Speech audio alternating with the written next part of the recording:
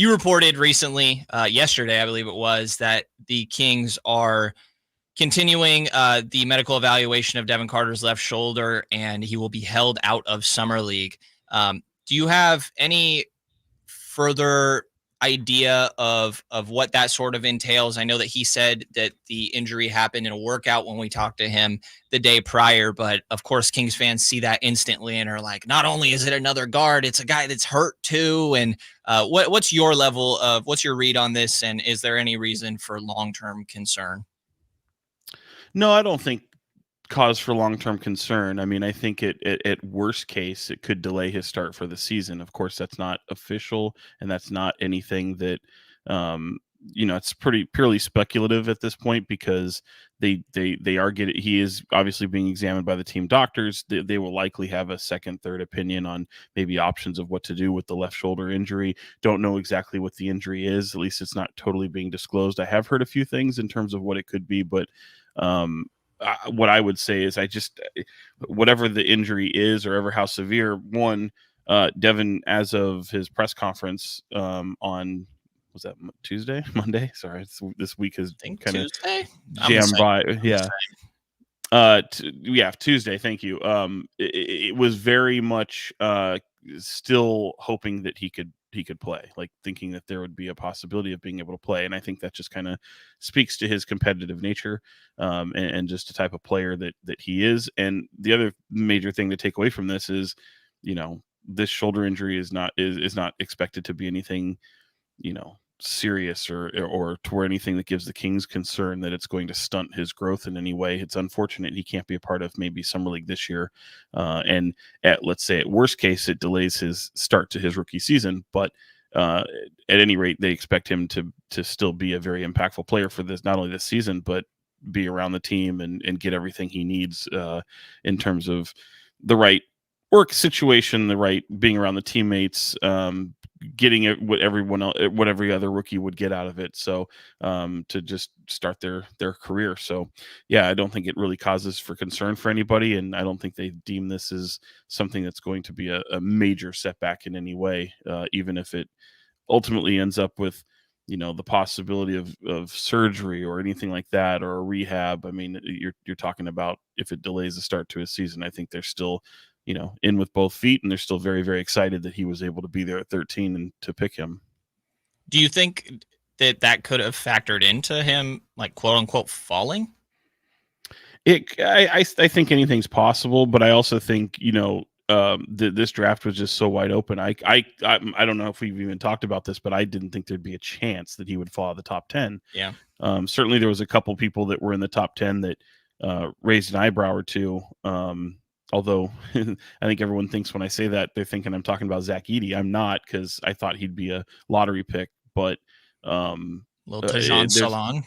Right. I think that one is one of the one. I think you look at like Topic and his injury that he had. I mean, that's seriously, Nikola Topic obviously has much more, for people who don't know, tore his ACL and certainly fell in the draft as a result of that. So, but I don't think this would be in the same category. I hadn't heard that. I know there's some speculation from, fans and media type, but when I've talked to people around the league or people within front offices and how they view Devin Carter, nobody was looking at this as something that was going to hinder his career at all.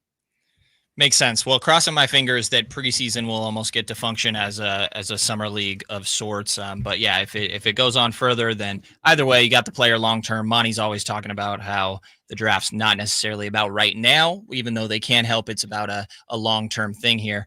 And, everybody right now, obviously, kind of been the theme of this show is focused on external improvement. And I do want to ask you about some potential trades, but internally, how they could grow. I remember going into last year, you were the one kind of tempering expectations in a way when it came to Keegan Murray, of people saying that, he's going to take this next step. And you saying along the lines of, even if he repeated what he did in his rookie year, that would be a successful season. How does that change going into year 3 for you?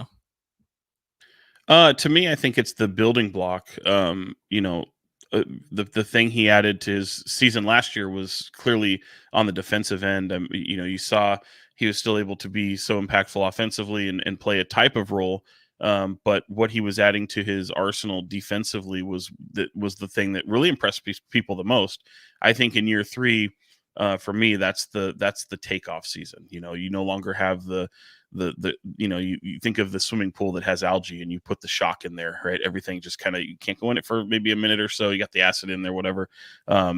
This is the year where I feel he finally truly finds the most comfort in his role and how it's the springboard to what's to come for the rest of his career. I'm not saying it's going to be his his best season by any means, but I feel like when you get a player in his third year in the NBA, particularly one like Keegan, who's been a part of a rotational fit with a team and playing an important role in his case as a starter for 2 seasons, I feel like it's the biggest springboard for him. Like, this is now the year where expectations is like, great, now show me something, right? And especially for him, who's a guy who doesn't come in at the age of 18, he comes in, has the benefit of being a little bit longer in the tooth. So matching this kind of timeline with some of the pieces that are around him, and if he is on this team, and it certainly appears to be that way, this is the moment where you kind of want to see that leap. Does he have that dog in him? Does he have that scoring mentality? Does he get a little bit more selfish? But also,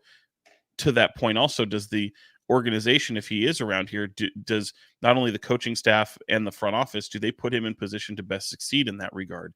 We've had conversations throughout the past 2 seasons, and really this last season, when it comes on the offensive end, where there's a reluctance on his end to take scoring opportunities and take looks. And certainly we saw it in his rookie season, when Mike Brown would jokingly talk about, calling a timeout or pulling him out of games, or, kind of chew him out a little bit for passing up shots. It's not even the passing up shots. It's the commanding of, give me the damn ball, give me the moment to go out there and score. And I think that's what I would be really looking forward to in this third season, because he's shown the ability to not only have a comfort level within himself and be comfortable in his own skin, be comfortable with his teammates, but now you're just looking him to be assertive, and helping out on as a two-way player, I think has helped his growth. But yeah, this is the year to me where I think there's going to be expectations on him, and I'd like to see him kind of take that step forward. Sean, on the topic of Keegan Murray, I know you gave the qualifier in there of if he's around here and they want to see that development and that assertion. Yeah. Obviously, a lot of the conversation has been around, do you include Keegan Murray? Do you not include Keegan Murray? And most of the indications we've been hearing, including from Tony Jones yesterday on the station, is that the Kings are not really putting Keegan Murray in any trade talks because there is not a player available, whether it's Brenden Ingram or Lauri Markkanen, that they feel it's worth packaging Keegan Murray in a trade. Is that a lot of what you're hearing? And if so, is that because the Kings internally value Keegan Murray higher than most people might anticipate, or is that the caliber of players that they're trying to trade for make it so that they don't want to part with Keegan Murray? That's a question that I've been trying to figure out myself. I mean, clearly, Keegan Murray being a little bit of this untouchable commodity at the moment is very consistent with what Tony has talked about. But I think that's not necessarily with the caliber of player they're looking at. I think it's circumstantial purely. For example, in the Lauri Markkanen situation, and I think I said on this station the other day, the feeling I get from his people and from, the Utah Jazz, well, maybe not so much the Utah Jazz organization, but people that I've talked to, is that I feel like his camp is really looking forward to free agency. I think that Lauri Markkanen thinks that his, he would rather control his own destiny and find the suitors and kind of be wine and dine to go out there and find his next NBA home. And that's not necessarily ruling out Utah, but certainly he is the commodity. And he's been the player, one of the players that have been bandied about to be traded for a very long time, for the better part of really 2 seasons. And he's, a change of scenery could do him good. But coming to Sacramento or wherever else that entails, I don't believe he's willing to promise an extension for any team. So that makes it very tricky to try to move him to a team that covets him so much for the long term, and giving up something that's going to, be like a Keegan Murray, where you're really having to spend something with the hope of trying to keep him. Brenden Ingram's kind of in that same boat a little bit. So yeah, if you don't really have a guarantee of an extension, parting with a player like Keegan Murray is kind of a non-starter, and it may be a non-starter anyway. But I think that without that being on the table, you're not really going anywhere. And I think that there is a level of player that can be had for the price of Keegan Murray, and the Kings would be okay with that. That's why I always say, like, no one's untouchable until they're not. It's you're just you'd rather not move Keegan Murray's under team control. You like where his projection is going, but at present time, it just doesn't appear like that they would be willing to budge off of him.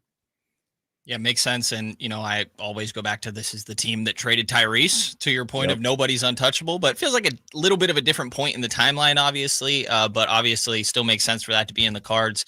The thing that doesn't make sense to me recently, Sean, is these Demar Derozan rumors. Can you make sense of it? Which, by the way, I honestly did not realize he averaged the most minutes in the league last year, just under 38, and he played 79 games. And there's the clutch aspect. I think leadership is an interesting aspect to me here, but like, does Fox's 3-point shooting make that an easier fit, or just what do you make of how he could work in Sac? I think I could see a pathway for him working in Sacramento for sure. I just don't think that it's worth the gamble. I think they're looking at something that's going to be like, I think he wants to be paid just like everyone else, and regardless of his age. He's not LeBron James at 40 years old. So he's not, he is I think a generational type talent, but he's not that, greatest player of all time kind of conversation. I think at his people are definitely going to go try, and you just saw what Klay Thompson made, and he's kind of some would call a damaged player. And obviously you can shoot the ball, but DeMar DeRozan has an absolute ability to be a prolific scorer. I don't think that it's something that he's going to, command on the open market with sign and trade, however it works. I just don't know how that fits with Sacramento. But I'd ask this, if you were considering Zach LaVine, who you could argue is also a bit of a damaged player, even though he's much younger, at the price for Zach LaVine versus maybe what the price might be for a short-term commitment to DeMar DeRozan, does that does it fill the role that they might be searching for? I think it could, but I just don't really see a pathway for him to Sacramento. I wouldn't think it's very likely, but I can certainly understand liking the talent and what DeMar DeRozan brings to the Kings. And I do feel a player like that, much like a Brenden Ingram, much like a Kyle Kuzma, something within that nature of someone who can be a bit of a two-way player, maybe not a prolific defender, but they always look for two-way talent at this point. They look for length. He has that. And I think they need a prolific scorer, another kind of member of to be either a 1, 2, or 3. And DeRozan at this point probably wouldn't be a 1 or 2, but I think he could be impactful enough to be a 3 on the offensive end.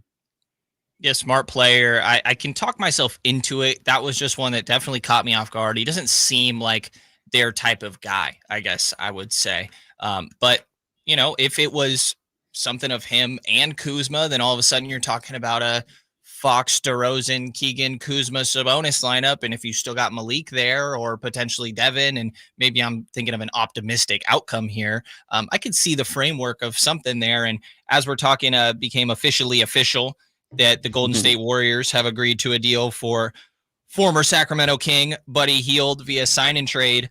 And the way that I want to frame that to you is, what's your take on the current state of the Pacific Division, with obviously the Clippers losing Paul George, essentially replacing him with Derrick Jones Jr., getting some other guys in there as well. But in a way, flexibility, the Warriors doing their moves. What do you make of the state of the Pacific Division, and how much do the Kings need to take that into account compared to really just running their own race? That's interesting, man. I hadn't thought of it like that. I don't think they need to take it into account at all. I think even if some of these players, Paul George and so have gone back east, or have kind of, you look at DeJounte Murray now coming into New Orleans. I know that's just the Western Conference in general, as opposed to the division, as you were talking about. But the Lakers kind of appear to be a little bit of in a no man land situation. Like, they don't really have that trade partner. You could kind of draw a little bit of a similarity there with the Kings as well. But beyond the division, I just feel like you still have to consider the Western Conference as this juggernaut. The Western Conference that you knew last season, where 2 wins drops you from 3rd overall to 9th overall, that's very much still the same Western Conference, and it might be a little bit more top heavy at this point. So if you're the Kings and you're looking to make any kind of headway, certainly you're betting on your continuity. I don't want to say run it back, because I do feel like they're still dramatically looking to shake up this team and to be different than what they were last year. And I think that will still happen, but will it be dramatically different? I think will be defined differently by each individual person. But in my opinion, I do think this team will be different depending on the move. It could take them from a ninth and get them, depending on who they get, a lot of the continuity can still bring them to success. If they had won 5 more games, what does that look like from last season? I mean, that puts them right up there in the top kind of possibilities in that top 5. So I do feel like it's attainable, but you still have to look at the West overall, as opposed to the division is very, very competitive, very real, and especially even beyond this season. And I think that's what will be taken into account. Like you worry about yourself first, but you do so realizing that the West is going to be a monster. Sean Cunningham joining us here from Fox 40 on Sactown Sports. Sean, you've been reporting on the Brenden Ingram interest from the Kings. We haven't heard a whole lot of other teams that have been actively interested in Brenden Ingram. I know there's been speculation about Miami or Houston, but who are some of the names the Kings are quote unquote bidding against when it comes to trading for Brenden Ingram? Really, the only one, in my opinion, that they're bidding against is the Pelicans. I mean, because the Pelicans, they have changed their team significantly. Obviously, they bring in DeJounte Murray. You've got money going out now to Herb Jones and Trey Murphy. Najee Marshall's gone. Jonas Valanciunas is gone. They could use some size. They could use another center. They could use some beef next to Zion Williamson.